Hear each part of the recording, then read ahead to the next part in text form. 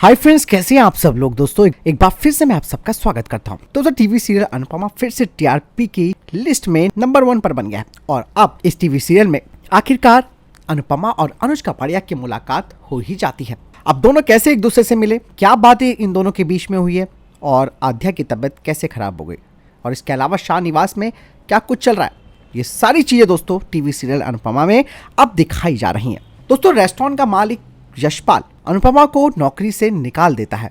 अब वो फिर से सड़कों पर दर दर की ठोकरें खा रही है। दूसरी तरफ दोस्तों अनुज लगातार ये सोचकर परेशान हो रहा है कि इतने लंबे समय के बाद फिर से उसकी बेटी की तबीयत कैसे खराब हो रही है और उसको एक बार फिर से पैनिक अटैक आने लगे हैं।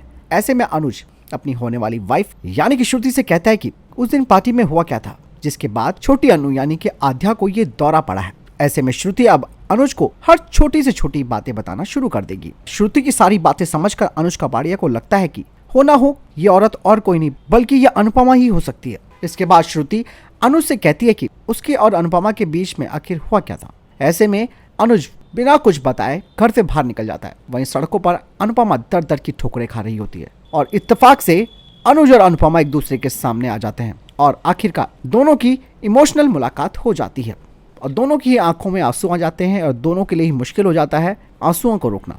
अनुज आखिरकार अपनी एक्स वाइफ अनुपमा से कहता है कि इतने समय से वो थी कहाँ।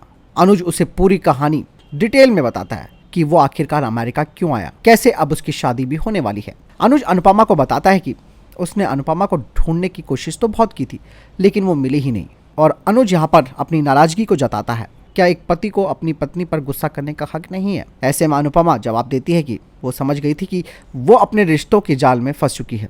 उस जाल से उसने निकलने की कोशिश की जिससे अनुज परेशान हो रहा था, इसीलिए उसने सब कुछ छोड़ दिया। अब कहा जा रहा है कि अनुज अनुपमा को नौकरी देगा, लेकिन यहाँ पर आध्या पर इसका क्या फर्क पड़ेगा ये समझने वाली बात होगी। बता दें कि नए किरदारों को जब से अनुपमा टीवी सीरियल में शामिल किया गया है तब से इस शो को अच्छा रिस्पॉन्स मिलने लगा है। आगे क्या कुछ होगा मैं आपको आने वाले अपडेट्स में बताऊंगा। तब तक बने रहिएगा और वीडियो को लाइक और शेयर जरूर कीजिएगा। Stay tuned, good bye.